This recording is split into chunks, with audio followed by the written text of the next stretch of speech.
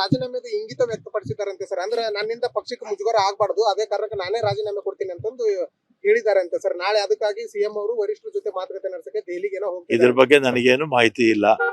BJP ರಾಜಕೀಯ ಮಾಡ್ತಾ sir, ಬಾಧ್ಯತೆ ಮಾಡ್ತಾ ಇದ್ರೆ ರಾಜೀನಾಮೆ ಕೊಟ್ರಿ ಅಂತ ನಾಗೇಂದ್ರ ರಾಜೀನಾಮೆ ಕೊಡುವಂತ ರಾಯಚೂರಿಂದ ಬಳ್ಳಾರಿ ತರ ಸಿದ್ದರಾಮಯ್ಯ ಬಿಜೆಪಿ ಬಿಡುವಾಗಿದಾರಲ್ಲ, ಸ್ವಲ್ಪ ಎಲ್ಲ ಆರೋಗ್ಯನೂ ಚೆನ್ನಾಗಿರುತ್ತೆ. ಸ್ವಲ್ಪ ಒಂದು 150-200 ಕಿಲೋಮೀಟರ್ ಸ್ವಲ್ಪ ವಾಕ್ ಮಾಡಿದ್ರೆ ಆರೋಗ್ಯನೂ ಸುಧಾರಣೆ ಆಗುತ್ತೆ. ಆಮೇಲೆ ಬಿಜೆಪಿಯವರು ನಾಗೇಂದ್ರ ಅವರ ಮೇಲೆ ಅಪಾದನೆ ಇದೆ ಅಂತೇಳಿ ರಾಜೀನಾಮೆ ಕೇಳ್ತಾರೆ. ಕೇಂದ್ರ ಸರ್ಕಾರದ ಮಂತ್ರಿಗಳ ಮೇಲೆ ಅನೇಕರ ಮೇಲೆ ಅಪಾದನೆಗಳಿದೆ. ನಮ್ಮ ರಾಜ್ಯದಲ್ಲಿರ್ತಕ್ಕಂಥ ಕೇಂದ್ರದಲ್ಲಿ ಪ್ರತಿನಿಧಿಸುವಂತ ಕೇಂದ್ರದ ಮಂತ್ರಿಗಳ ಮೇಲೂ ಕೂಡ ಇದೆ. ಫಸ್ಟ್ ಅವ್ರ ರಾಜೀನಾಮೆ ಕೇಳಲಿ, ಆಮೇಲೆ ಇವ್ರದ್ದು ಕೇಳಲಿ. ಅಂದ್ರೆ ಪಾದಯಾತ್ರೆಗೆ ಏನಾದ್ರೂ ನಾಗೇಂದ್ರ ಅವರು ಹೆದರಿದ್ರ ಅಂತ ಸರ್? ಪಾದಯಾತ್ರೆ ಈಗ ಇದೆಲ್ಲ ಗಿಮಿಕ್.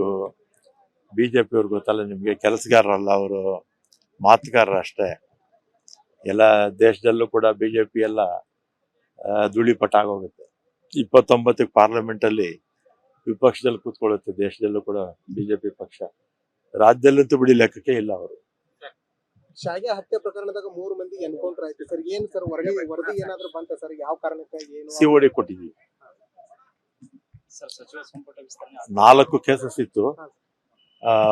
ಇದ್ರ ಬಗ್ಗೆ ಮತ್ತೆ ಅಲ್ಲಿ ನಮ್ಮ ಕೋಚಿಂಗ್ ಕ್ಯಾಂಪ್ಸು ಮತ್ತೆ ನಮ್ಮ ಆಫೀಸಸ್ ಅದನ್ನೆಲ್ಲ ಕೂಡ ಧ್ವಂಸ ಮಾಡಿದ್ರಲ್ಲ, ಎಲ್ಲ ಕೂಡ ಸಿಒಡಿ ಕೊಟ್ಟಿದೀವಿ. 4 ಕೇಸಸ್ ಸಿಒಡಿ ಅವರು ತನಿಖೆ ಮಾಡ್ತಾರೆ. ಸಿಐಡಿ ಅವರು. ಅದ್ರ ಬಗ್ಗೆ ಮಾಹಿತಿ ಇಲ್ಲಪ್ಪ ಸರ್. ಸಚಿವ ಸಂಪುಟದಾಗ ಇನ್ನೂ ಫುಲ್ಫಿಲ್ ಆಗಿಲ್ಲ ಸರ್, ಇನ್ನೂ ಒಂದು ಬಾಕಿ ಇದೆ ಸರ್. ತಗೊಳ್ತೀವಿ. ಹೆಣ್ಮಕ್ಳಿಗೆ ಯಾರು ಅಂತ ಗೊತ್ತಿಲ್ಲ, ಒಟ್ನಲ್ಲಿ ಹೆಣ್ಮಕ್ಳಿಗೆ ಅದು. ಸಾಕಷ್ಟು ಜನ ನನಗೂ ಬೇಕು ಮಂತ್ರಿ ಸ್ಥಾನ ಅನ್ನೋ ಕೇಳೋರು ಜಾಸ್ತಿ ಇರ್ತಾರೆ. ಅವಕಾಶ ಇರೋದು 34 ಅಲ್ವಾ? 34 ಮೇಲೆ ಮಾಡಕ್ಕಾಗಲ್ಲ. ಮಹಿಳೆಯರಿಗಂತೂ ಕೊಡ್ಲೇಬೇಕು, ಕೊಡ್ತಾರೆ.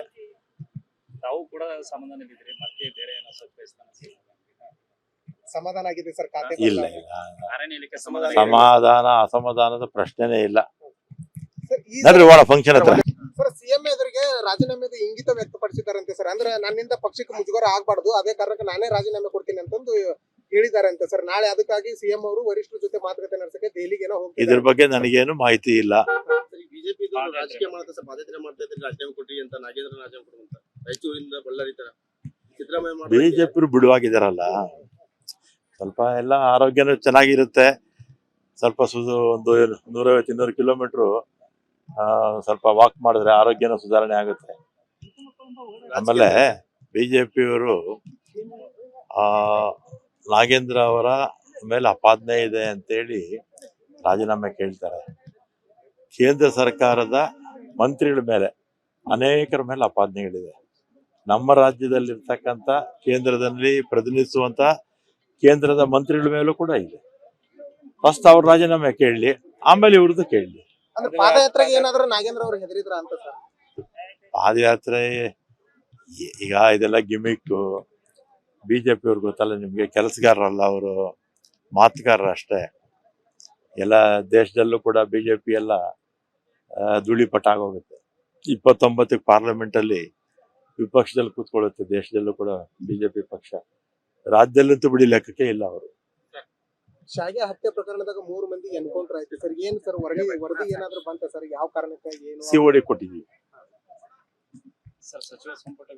4 ಕೇಸಸ್ ಇತ್ತು.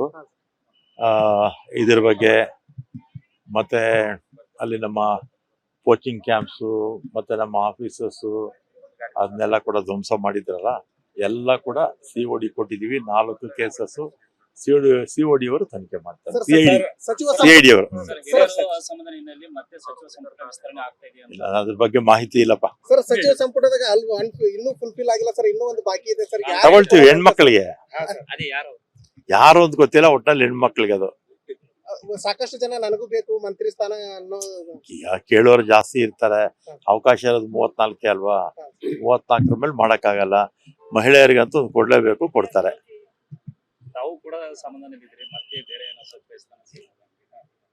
ಸಮಾಧಾನ ಆಗಿದೆ ಸರ್ ಖಾತೆ? ಇಲ್ಲ, ಸಮಾಧಾನ ಅಸಮಾಧಾನದ ಪ್ರಶ್ನೆನೇ ಇಲ್ಲ. ನೋಡ್ರಿ ಒಳ ಫಂಕ್ಷನ್ ಹತ್ರ